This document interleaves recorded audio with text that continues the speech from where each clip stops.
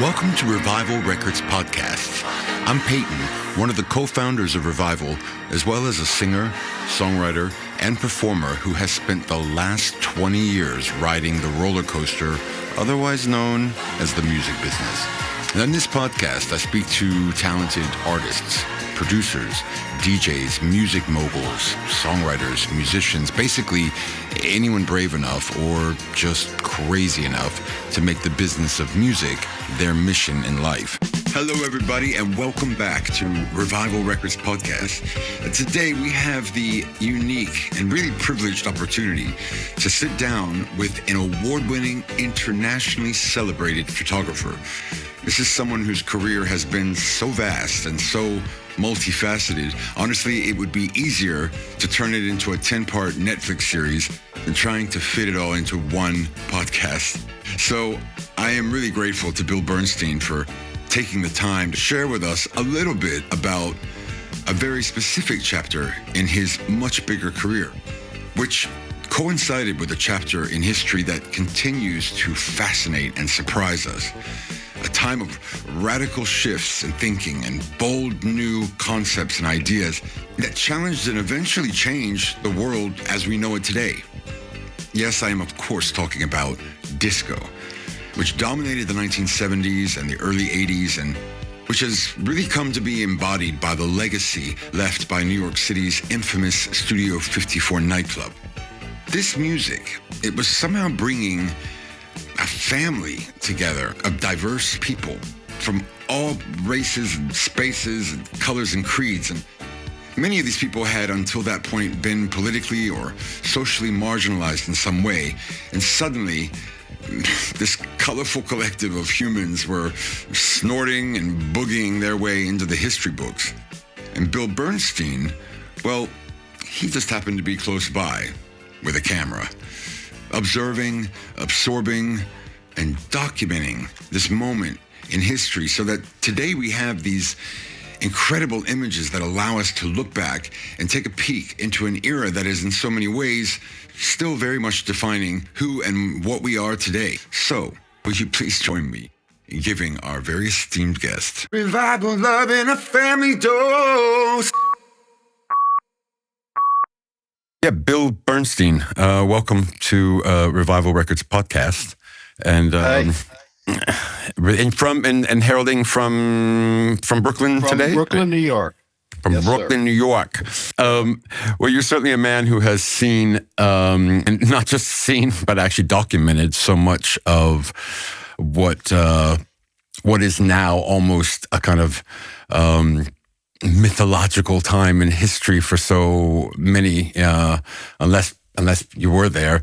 For the most part, most of us have lived Studio 54 through movies and documentaries, and I think not just the Studio 54 era, but that whole era when music was bringing people, music and clubbing was bringing people together in a way that felt like it was the beginning of something new, so the sexual liberation movement, women's lib.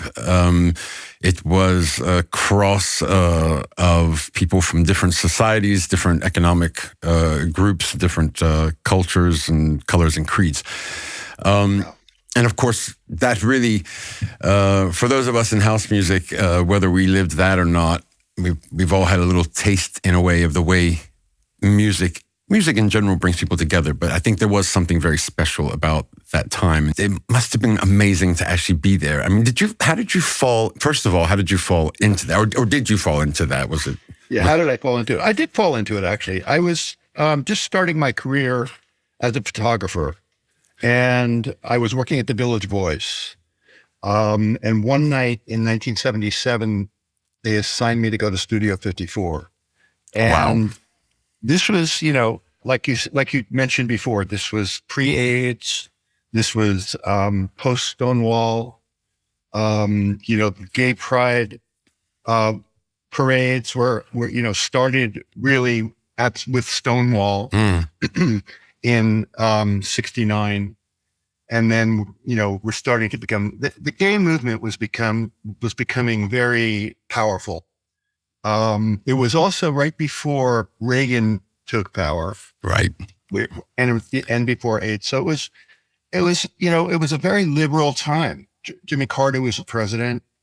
We were in Vietnam in war. There was the civil rights movement in America in the 60s. So the whole, the population, the Black population was achieving, a power for the first time. Really, segregation, although segregation is like, seeped into the consciousness of America. Of course. And it still is. White privilege and all that kind of stuff. It's very much still there, but it was, it was actually changing in a legal way. So, there were some definite consciousness raising things that were happening in terms of, discrimination against Blacks, discrimination against women, LGBTQ. There were a lot of social movements going on, and sort of stemmed from the 60s, which was kind of like the generation that I grew up in with Woodstock, and that whole idea of liberation and anti-materialism that happened back then, and, freedom of expression, that sort of thing. That was the 60s. You think about Haight-Ashbury, places like that. Yeah. But if you look at like the movie Woodstock, okay, and you look at the crowd, I mean, you're looking at pretty much a white, maybe middle class, hard to say what class they are, but they're in their uniform. They're kind of like 60s uniform of work shirt or no shirt and jeans, you know, and it's you don't really, if you look at the movie, you don't see that many Black people in the audience. No. Most of the people who are Black are on stage. Well, did you see that documentary? I think it might have been called the Summer of Love or the. It was in New York City where they had it, which was kind of around the same time, and it was like all these years those archival footage had just been sitting there, and there'd been that incredible festival, a Black festival going on, kind of parallel, but. Somehow, all these years, we never saw that. But you're right; it still wasn't this integration. No, it wasn't a mix of LGBTQ, Black, women, people from different countries. It wasn't that at all. But it was liberation in a sense, and it was, it was a movement. It was a movement in a sense. It was a spirit. And it was something interesting. It was sexual liberation, all that kind of stuff. But it wasn't until like really almost 10 years later that when disco became a thing, and I'm talking about New York, because that's my focus, New York City. It wasn't until really Studio 54 opened in 77 that, that we could walk into a place and see all of these different cultures, subcultures, marginalized cultures mixing together. Really. And it was for the first time that I'd ever seen that. I mean, there was a heavy trans population there too. That's interesting. To see the straight Wall Street broker dancing next to the trans from Puerto Rico, and everything was very harmonious. Because I think even within the LGBTQ community, I think at the time, maybe before that, there was still a lot of even segregation between between gay men and trans women or drag culture and stuff. It wasn't like.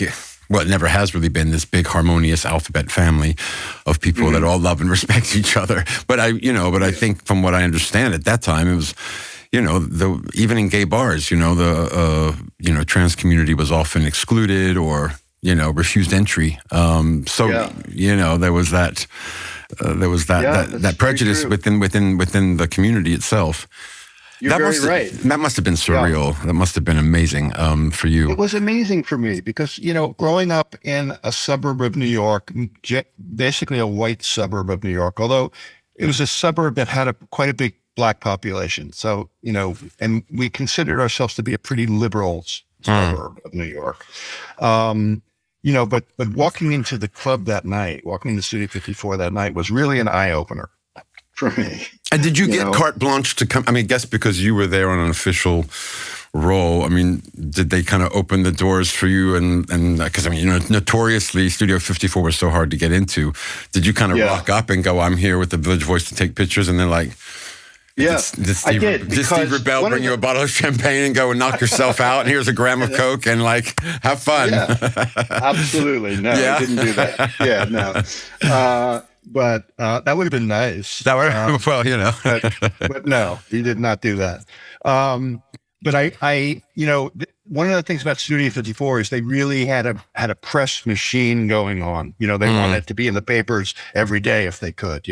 So the fact that I was with the Village Voice actually was, was like a different venue for them than, say, page 6 of the Daily News, which is sort of a general population daily newspaper. Village Voice was much more, had the LGBTQ population. Yeah. Had an intelligent, population. Considered a little bit more highbrow in terms of its, target audience. Exactly. So they were happy to include that into their press. Wow. Into their, where they were being promoted. So I was welcomed there. The first night I went there, they had set it up so I could just come in. And I was there with probably 15 or 20 other photographers from other outlets, So, and it was really, honestly, the first time that I'd been to an event where I was with a group of photographers like that. I'd never shot events before. I was a portrait photographer. I was, so that was everybody else as blown away as you were? Were you all kind of in the same, or had they already been there before and it was like old news? They'd probably already been there before. Right. And they were also used to that kind of coverage. Okay. Where there were other photographers around, whether it was red carpet events or things like that, where they were one of many photographers. And so they would all kind of gather together and snap away when a celebrity did something. Right. So that was new to me. That whole sort of paparazzi thing was new to me. And you were in the club. You were allowed to just take pictures throughout the club, or did they limit your access? No, I was allowed to do whatever I wanted to do, More than once? This is more like was this a repeat job? Yeah, I went back many times to Studio 54. Wow. Who owns those pictures? The Village Voice? Or did you? I do. Yeah, I do. That's smart. I have a whole... Wow, that's incredible. Of a lot of pictures of Studio 54. The thing that makes me a little different as a photographer is that I wasn't really that interested in shooting celebrities. Yeah. Most photographers who were there were looking for Diana Ross or, whoever on the dance floor, Michael Jackson. And, that's all cool. And I have, nothing against that. But I thought it was like, I figured that as a photographer, like everyone else is doing that. Yeah. So why don't I look around to see what really strikes me as being, unusual here. Yeah. Not just celebrities, Well, I mean, I read that you, for you, photography is anthropology, so you're obviously coming at it with a very different eye. It's not about celebrity culture. It really is about looking for the more obscure, maybe the less obvious, sort of nuance of what's happening. And this was clearly a historical moment. I mean, did you think at the time? Did you think I am at the epicenter of something new that's happening that is going to change the way we live? This is the beginning of something that's going to completely revolutionize the future, or did it just feel like bizarrely, like a one-off? I mean, did you have any sense of how historically kind of iconic it would become? Not really. No. I was very much just there in the moment, observing what was going on, and there was also an element of this is a fringe-ish sort of thing. Right. Like I'm on the fringes here of society. Right. That society is certainly not caught up to this, like mainstream culture. I'm not sure they ever did. I'm not sure they ever did either. Yeah. But there was a sort of fringe element to this whole thing. see the trans and the black and the straight and the celebrity and the artist from the Lower East Side, all really mixing together. And it wasn't really DJ centric, if you know what I mean. It wasn't really about the DJ, No, as it is today, very much. very much. It was about being there, being with Community. It must have been, with, yeah. my community and your community and his community and this culture and that culture, being together in this super cool place, because Studio 54 was beautiful, and being in this super cool place, it was exciting to be there. And, you also had the state-of-the-art sound system. Mm. You had music that was new, disco. I was going to ask you, I mean, how much of it do you think was the music? I mean, if it wasn't the DJ, obviously, that was bringing the people together. I mean, there were other beautiful places you could go. I mean, would you say that it was really about? Was it the music that was doing this? Was it the vibe of disco? Was it the message behind disco? I think the music, like you said before very well. You said that music that music sort of brings people together. Okay. And this music was very accessible, I think. The Four on the Floor. Mm-hmm. It was, it was not hard to listen to. It had a groove. Yeah. So you did want to dance. I mean, it was definitely party music. Okay. I mean, compare it to like punk music, or compare it to listening to, Bob Dylan from the 60s. Yeah. Or I Am the Walrus by the Beatles. Yeah. Right? Cerebral kind of stuff, right. Yeah. This was definitely created to get you wanting to go and move your body. Dance. Move your body. And that, rock your body. And that brings like a whole communal, community thing together, Interesting. Yeah. I mean, the power of music to bring people together is an incredible thing. To me, it's still, it's a language. Yeah. Yeah. Unlike any other language, it moves across borders without passports. You don't even need to understand the language. Sometimes, you hear gospel music, and there's a sound of hope in the sound. It makes you want to connect with your brother and sister, and Yeah. And it's really magical. Music is really magical, and there's really no way to describe it other than what you've just said. It's vibration, basically. It's vibration. It's vibration. Wow, and so you clearly did quite a lot of work on that scene, and then did that all? Was it with the beginning of the AIDS epidemic did that begin to change? Did you? Oh yeah. Yeah. Right. Yeah. There were a couple of things that happened that your listeners probably know about, but just to sort of restate them. One of the biggest things was AIDS, I would say, because that culture, if you put all those different cultures together, it becomes like, say, the disco culture, right? You got the marginalized cultures and this, and that's the party, the club culture, basically, right? Yeah. So the club culture really, the underpinnings of it really came from the gay culture. Fire Island, that's kind of where it started in America, in New York. With some original DJs. And then you had in New York, David Mancuso. I would say he's probably the godfather of this club culture that we're talking about even today. He's the godfather. And his intent was not to make money. He wasn't commercial. His intent was to create an amazing experience in his loft for people, for anybody who wanted to come, as long as they weren't causing any trouble, as long as they, weren't hurting anybody. And that attracted a big gay population, attracted the straight population, it attracted anybody who was interested in that, Yeah. And so, that's interesting. It's more about how it ended, but, so there was AIDS because so much of the population was gay. And at the beginning, people, thought this was a gay cancer. Mhm. So, it affected the clubs, people were afraid to go.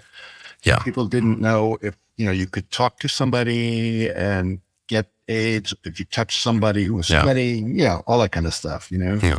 And I So guess, that happened. nothing quite like a pandemic that's literally killing an entire community of people to be a bit of a joy kill. That's a real party killer. It's a party killer. It's a kind of a party killer. Yeah. It is. Yeah. It's not good. Yeah. But, so then there was also the disco demolition event in Chicago, which people know Which about. is crazy when you look at that footage. It's like, I still find that hard to get my head around. Yeah. It's crazy. Like a bunch of people carrying their vinyl down and then burning it in a football field. It's like, and it what is going on? I mean, it's so bizarre to me. That is bizarre. Chicago's an interesting place because, house music basically started there. Of course. In one way. And then there was this massive attack on disco, on the other side of town, you know? So Chicago's an interesting place. Well, I guess when these things happen, it's fear. I guess with everything new, and everything that comes out that's pushing the boundaries, pushing the envelope, and exploring and taking us in a new direction. There's going to be that backlash. We remember seeing that. It's almost like two steps forward, and then just one step backwards. Sure. We've seen that in the last year. I'm seeing it in America with this, anti-trans, anti-drag kind of legislation being pushed through. And I'm thinking, what on earth? It's like 2024. How is this? What? How's this happening? Yeah. It's so interesting how that, when you say, two steps forward, one step back, or three steps, how that has happened time after time in my lifetime, like you see such incredible movement towards openness and liberalness.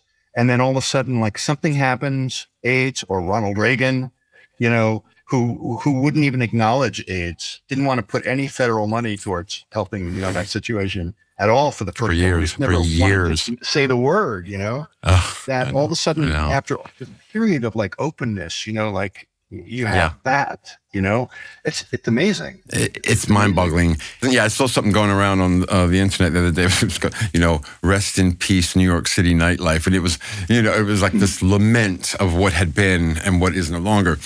And you were. I saw something in. I can't remember where I read it.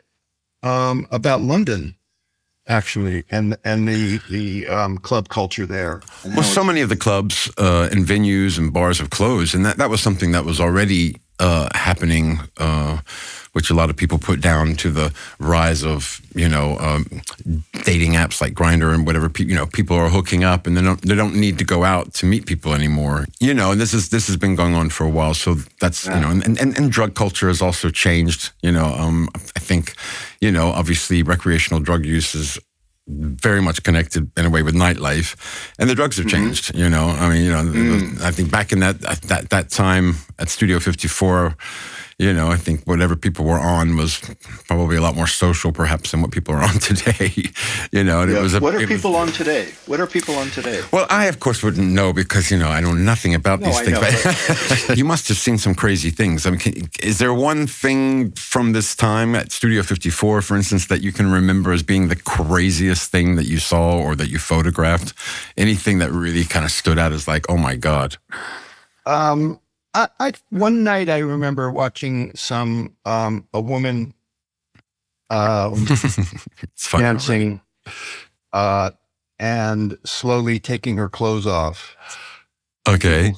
Standing around watching, and finally when she got to the last part and took off the bottom, there was this gigantic penis.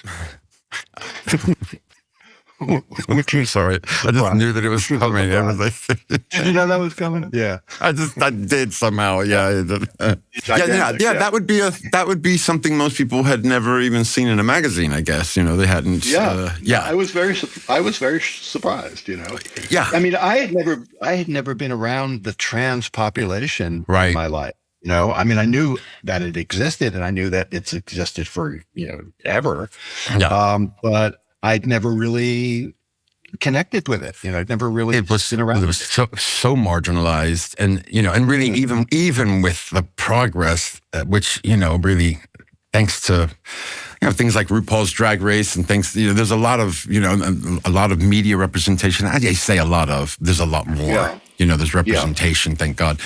But I still find it to be incredibly marginalized. It's like, sure. Most people have never met somebody who's trans. Yeah, no, that's true. It's true. And but in the 70s, at discos, at a lot of the discos, not all the discos, but at quite a few of them, they were not only like accepted, but they were encouraged, to be there. It added a flavor to it. It added a sense of liberation. It added a sense of the fact that, like, wow, we're really inclusive here. Yeah. Well, I guess it would be the ultimate. It would definitely be the ultimate visual shock factor, wouldn't it? In a way, it's like, yeah. At that point, I guess the black thing, the gay thing, the Latino thing, that was probably almost a little passé at that point. What's the next thing? What do we need now? Yeah. What do we need now that can really show that we're really progressing? Exactly. Wow. Exactly. It was kind of like that, and it was great though. I mean, because I actually in my time shooting, I got to know some of these trans people, and I found them really fascinating. I always felt really, I always felt that they were very courageous. They were living their lives. Yeah. They were living their lives that are totally different in terms of like what was considered normal, I guess, but they were so connected, and they were so, they were so, committed to living that honest life, even though they were in some ways, risking bodily harm. Just every day. Every day. Yeah. That's the point. Yeah. What was different about me is not only did I not shoot celebrities, but I was shooting at like lots of different clubs, because clubs are, the club scene was gigantic in New York City. Clubs were springing up all over the place, and they were like becoming legendary like overnight, like Paradise Garage and the Mud Club as an anti-disco. Places like that. Xenon was kind of like a second to Studio 54 in terms of the crowd and the ambiance and that kind of thing. So I was going to lots and lots of different clubs, like almost every night. And was part of it the music? I mean, were you in love with the music at all, or was it literally just a sort of? Were you just there for research? I mean, was there a part of you that got into the music at all? Yeah. I mean, I liked the music when I was there because it was presented so well. I mean, these were Did you dance? No, I couldn't really, carrying cameras and stuff. At no point did you put your camera down and just think, right, I've been taking pictures all night. I'm going to have a boogie. This is my 20 minutes, and I'm going to boogie my ass off. No. No. You know what I do though is sometimes I would go without my cameras with some friends. There you go. You know what I mean? There you go. I was off. You're off. You know what I mean? You were on. Yeah. You were on. I was on. I'm a journalist, man. I'm covering this for history, man. Of course. Somebody's got to. Somebody's got to do this. Somebody's got to do it. Tough job. Well, you've got pictures of Larry Levan, who is also credited as being one of the great pioneers of house. My time with Larry was really very special. I was shooting that. What happened after the Voice sent me there, and I got sort of like turned on to like the scene at Studio 54, and I started hearing from people about all these other clubs that were like, hey, you should go here, you should go there, So I was kind of like, yeah, okay. And it wasn't necessarily, I wasn't shooting these things for the Voice. I was shooting it for me.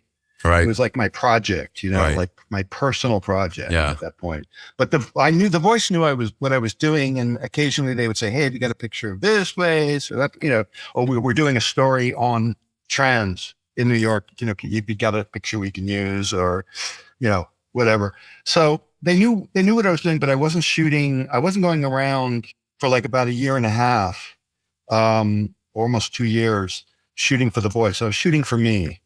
And I ended up running into a friend, a writer friend, and she was fascinated by what I was doing. And she said, why don't we team up and we'll do a book? Mm-hmm. you know? So we started going to clubs together. Her name is Vita Mazidis. Okay. And so we ended up going to clubs together, and she would really describe the club, like how much it cost to get in, how much were drinks. She would talk to people and interview people. It's fascinating, actually. Really, Is this? I know you've put out 4 books. Is that right?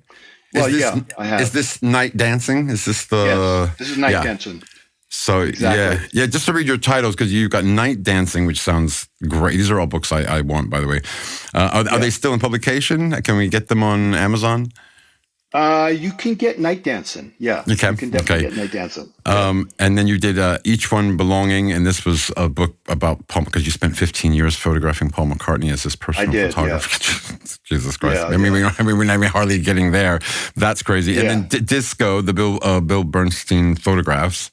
Yeah. And then Last Dance, which is a great name. Last for the Dance. book. Exactly. Wow. Yeah. Yeah. So because this is where all your incredible photographs are. If we want to find them, you've got them in these books. Yeah, I love Night Dancing. Night Dancing, I was really disappointed when Night Dancing came out, though, in 1980, because Vita and I expected this big sort of coffee table book with big pictures and, like a whole big thing, because disco was so big. Yeah. But by the time the book actually got published, there was a shift. Oh God! In the way people had they already blown up the disco? Had they already blown up the albums in the film? The albums were blown up. No! Steve Rebell and Ian were sent to prison for not paying for everything. And it was like there was a huge backlash, right? So they produced this almost like a travel guide for if you're visiting New York. Here are lots of different clubs, and here's what people say about them, and here's like how much it costs, and here's what you got to wear, and it was like a travel guide almost, Yeah. But but it's still very interesting to read, right? Because you're hearing about people's attitudes at the time. You're hearing about how much things cost. Like Studio 54 was like $8 to get in, or something, or God. $5 drinks were like $2.50. Well, if you could get in, if you could get in, yeah, right. It's more about that. Well, let me ask you. I'm going to ask you just a couple just quick fire questions. Yeah. I mean, this is probably ridiculous with all the pictures you've taken, but have you got a favorite? I know it's such a cliche question, but I mean, but is there one that you really, really love that stands out for you? Not necessarily from this time, but anything, You mean from the disco time? No, not necessarily. Just anything across the years that for you really just, yeah. Oh God.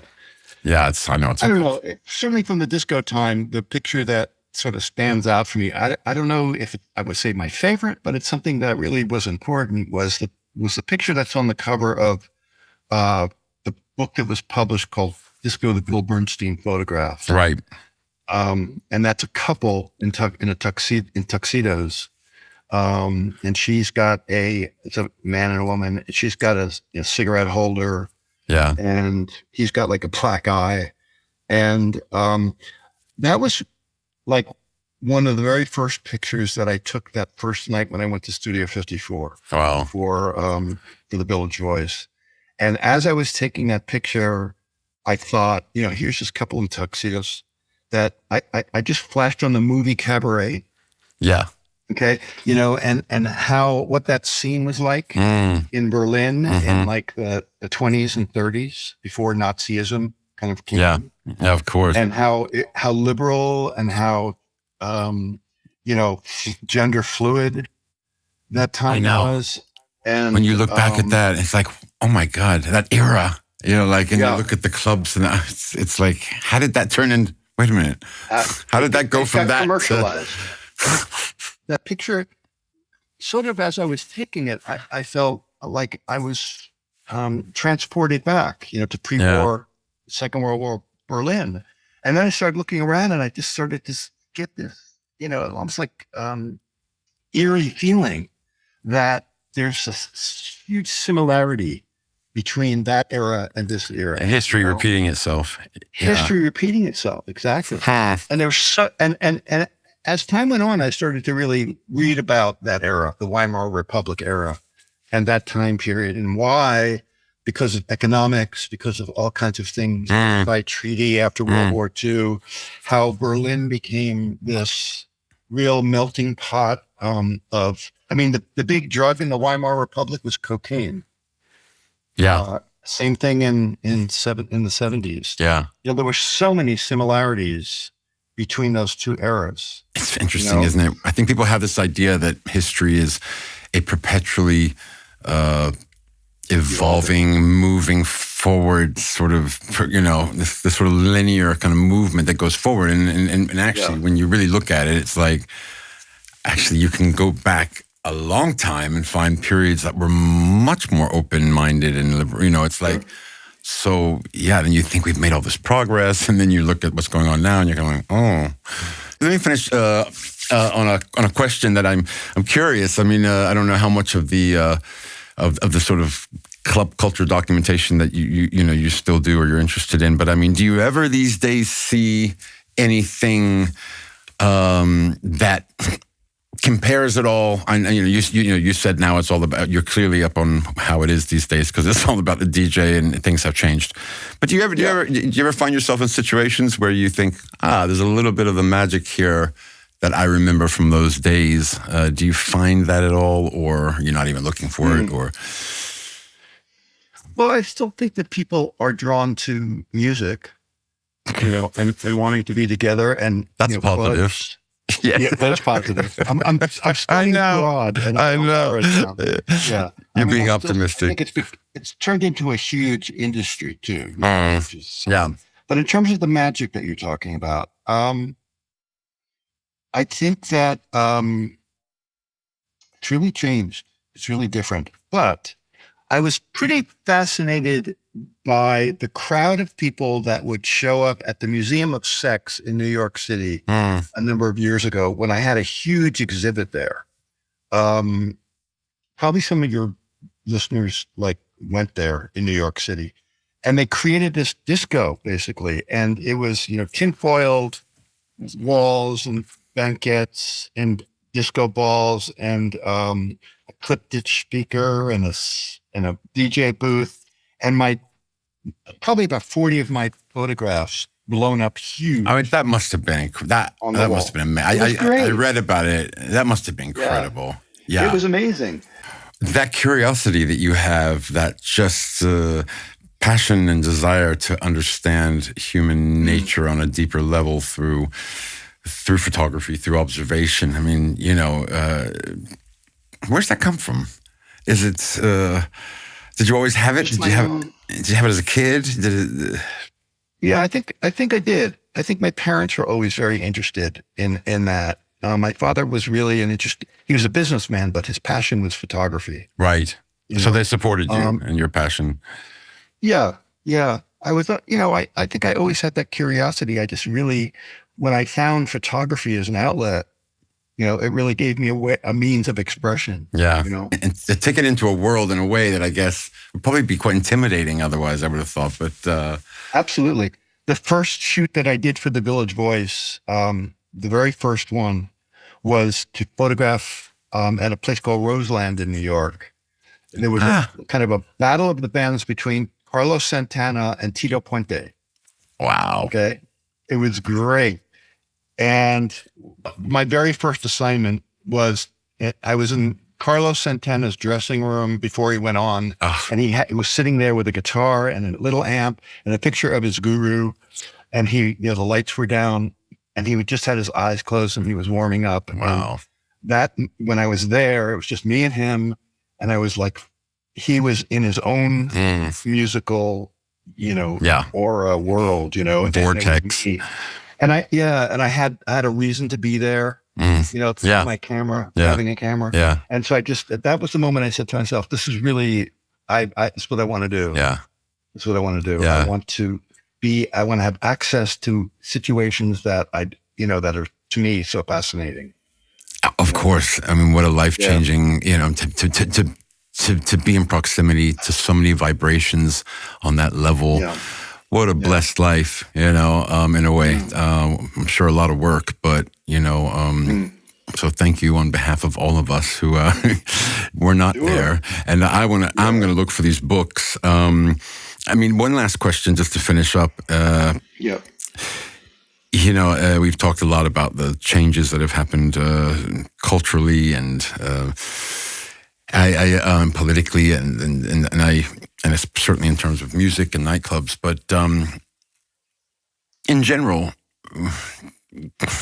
I know this is a very broad question, but do you feel hopeful?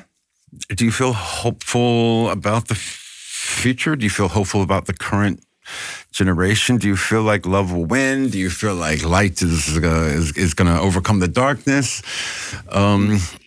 Or is it not that simple? Well, it's a good question. I honestly, I sort of go back and forth on that. And I have a 20-year-old son. Wow. Who's in college right now. And I think about his life, coming into this world. Of course. And what that's going to be like, And there's so much stuff that's happening that I think is very positive, potentially, I think that things like curing cancer is probably right on the horizon. Within our grasp. Within our grasp. There's so much possibility for positivity. So I'm hopeful in that respect. But then there's also, that there's the climate issues in this, in the world. There's a lot of negativity out there right now. That, and it's more negativity than I've seen in my lifetime. So, right. So I don't know. I really don't know. I wish I could answer that question. I know. I try to stay positive. Well, look, I think we have to, and revival is really all about that. What we really want to do, what we really are trying to do through everything that we're doing, from the approach to how we do it, to the people we choose to work with, to the music that we're making, it's to raise the vibrational frequency of the world. I guess we all just have to do whatever we can, individually or collectively. It's the only recourse we have to making that change. And there is so much negative vibrational, frequency going on. I think it can be very overwhelming. But sometimes you got to just shut it out, and you got to go, you know what? I'm not giving in to that today. I'm going to put some music out into the world that actually reminds people that we are brothers and sisters, and that all of this is just, meant to be a celebration of the fact that we're here at all. It's such a unique opportunity just to be alive. Why waste your life with all this hate and division? And that's what house music did in the beginning, and I hope and believe it still has the power to do that today. So it's all like you said at the very beginning. Music brings us together, and dancing transforms us.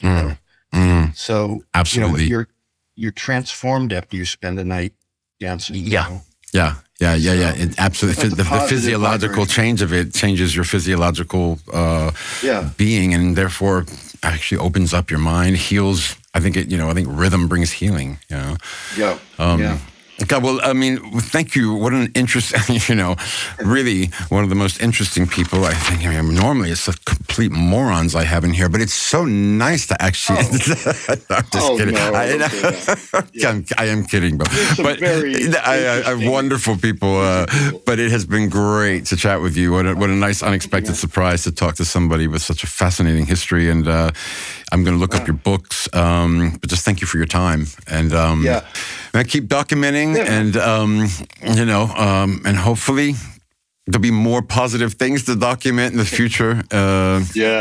We got to believe that love is the answer, and somebody's listening.